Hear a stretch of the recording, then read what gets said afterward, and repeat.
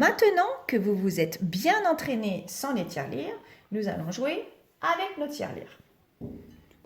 Chacun prend sa tirelire. Et nous recommençons avec la tirelire. 1, je mets un jeton dans ma tirelire. 1, le joueur met un jeton dans sa tirelire. Le troisième joueur joue, il fait 4, il met 1, 2, 3, 4 jetons dans sa tirelire. Nous allons faire le deuxième tour. La difficulté avec la tirelire, c'est qu'il faut se souvenir de la quantité de jetons qu'on a mis au premier tour. Il faut vraiment essayer de se concentrer, de se souvenir. Si les enfants n'y arrivent pas, ils peuvent prendre un papier et représenter la quantité sur leur feuille. Laissez-les la représenter comme ils le souhaitent. Ils peuvent représenter le chiffre qui a été mis, la quantité sous forme de chiffre, ou dessiner les jetons ou les bonbons qui ont été mis dans la tirelire. Laissez-les faire à leur choix, comme ils le souhaitent. Ou sinon, certains vont réussir à le mémoriser. Donc on attaque le deuxième tour. 6, je mets 6 jetons. 1, 2, 3, 4, 5, 6. Attention à ne pas faire d'erreur en remplissant sa tirelire aussi, c'est très important. 6, 1, 2, 3, 4, 5, 6. Et le dernier joueur, 2. 2.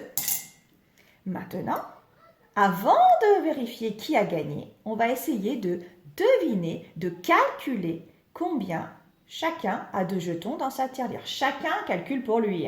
Donc, on a essayé de se souvenir la quantité qu'on avait mis dans notre tirelire et on calcule. Moi, je me souviens que j'ai mis d'abord un jeton, puis ensuite 6 jetons dans ma tirelire. Donc, 1 et encore 6. Certains enfants vont le savoir directement. Je peux aussi utiliser mes doigts. 1 et encore 6 pour savoir combien j'ai de jetons dans ma tirelire. Ou je peux encore utiliser le dessin. Peu importe, chacun sa méthode. Ce qui compte, c'est de comprendre la notion d'ajouter, de mettre ensemble.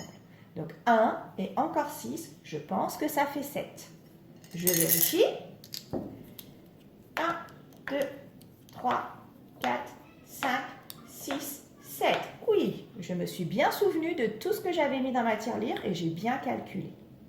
Le joueur suivant va faire de même. Le joueur suivant va faire de même. Puis ensuite, nous verrons celui qui a gagné le plus de jetons.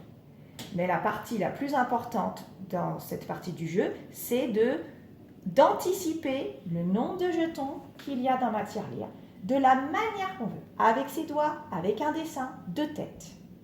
Voilà, je vous laisse jouer, bien vous entraîner et demain, on fera une petite prolongation de ce jeu. Allez, amusez-vous bien, à demain!